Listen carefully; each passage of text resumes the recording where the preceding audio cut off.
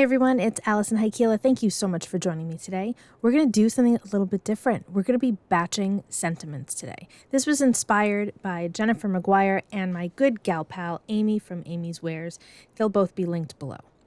I have the new to me Big Time Kindness stamp and die set from Honeybee Stamps. I'm so excited to have this set, and I'm going to first start by removing the dies from the backer card. So these dies can be a little delicate. Not just these dies in particular, but any dies. I mean, they're metal, but they're still pretty flexible.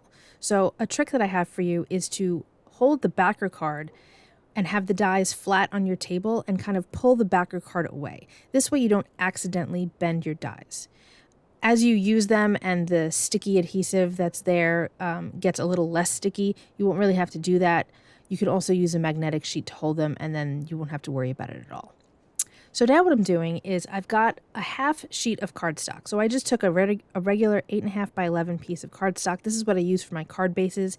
It's from Accent Opaque. I believe it's 100 pound. The 120 has been out of stock for a while. And I am arranging the dies so that they all fit on this one half sheet of cardstock.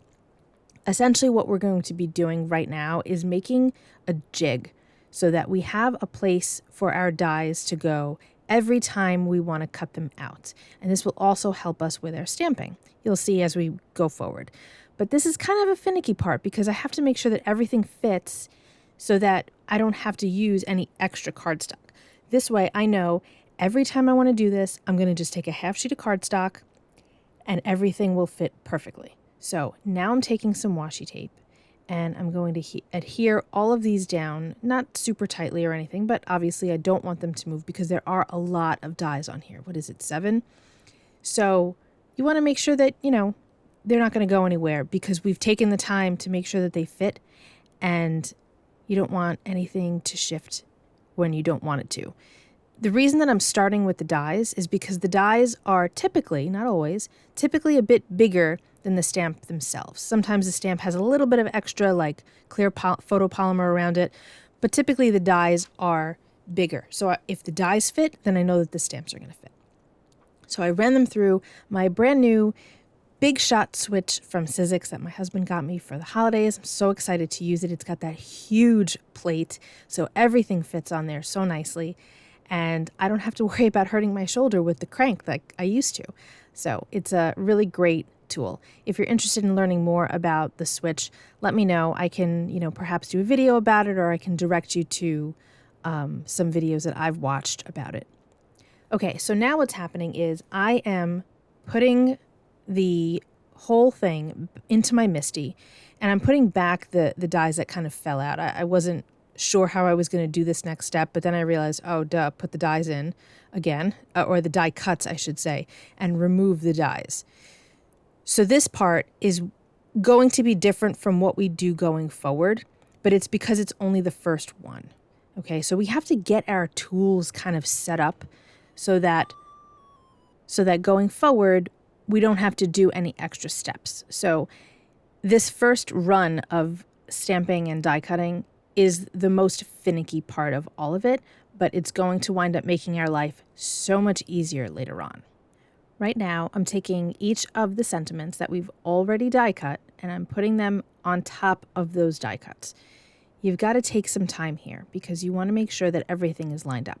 The good thing is that these particular dies have a lot of wiggle room around the actual sentiment. It's not like a huge shadow die like some other companies sometimes have.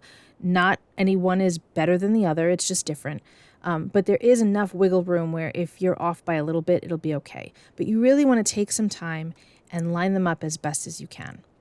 And what I did is I only did a few at a time because I am notoriously knocking into stamps. If I'm stamping a bunch of things at once, I'm always knocking into them. So I'm making sure that I put a few down, picking them up with my MISTI door, and then moving on to the next batch. This way, I know that I'm not going to keep knocking them out of place, especially because we have to be so precise because we've got these die cuts that we're working on top of. So I kind of skipped ahead a little bit, made sure that I have everything in place, and it's really hard to see on the video, but they are lined up really well. Now I'm taking my absolute favorite ink for sentiments, which is VersaFine Clair from Imagine. The colors are so rich. It always inks so nicely. It's like you don't have any fuzzes like sometimes you get.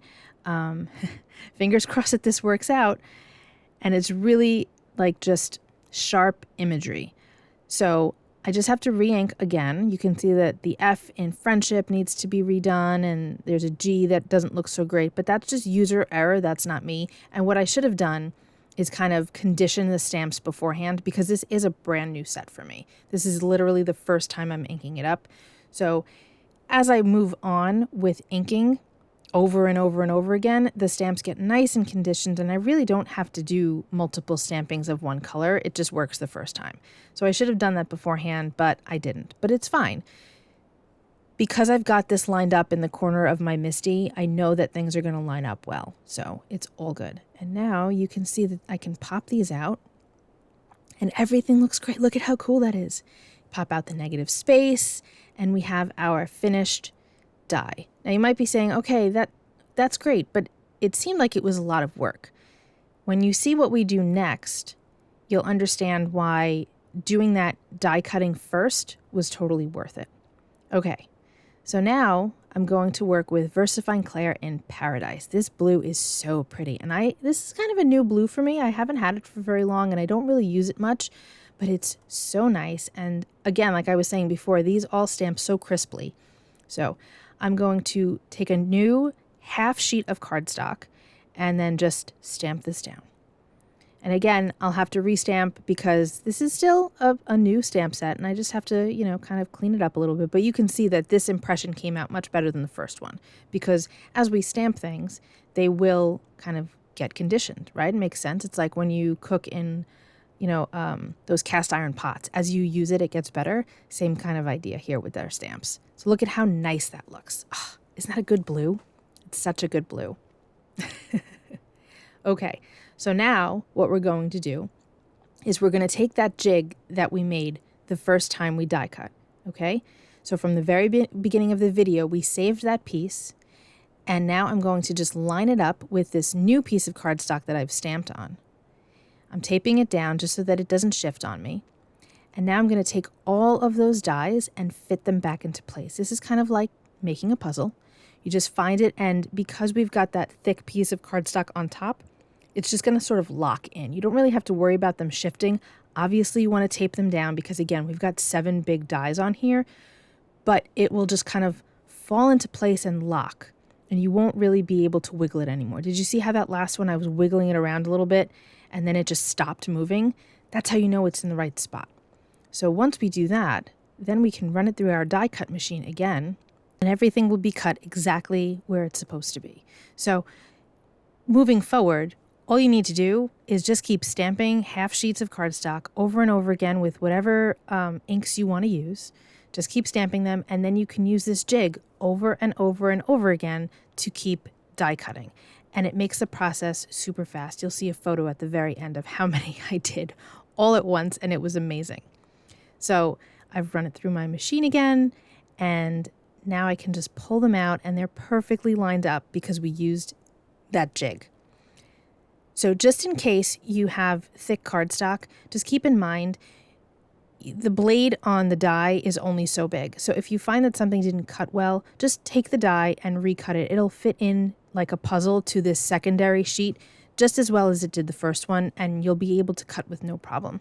But you won't have to keep realigning everything every single time, or just run it through your machine more than once and it should cut with no problem. Look at all of those die cuts there. So I just want to say thank you to Jennifer McGuire and Amy from Amy's Wares for these ideas.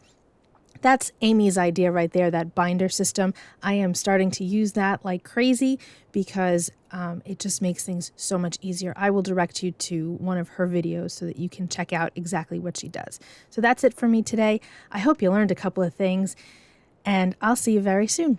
Be well, stay safe, peace out.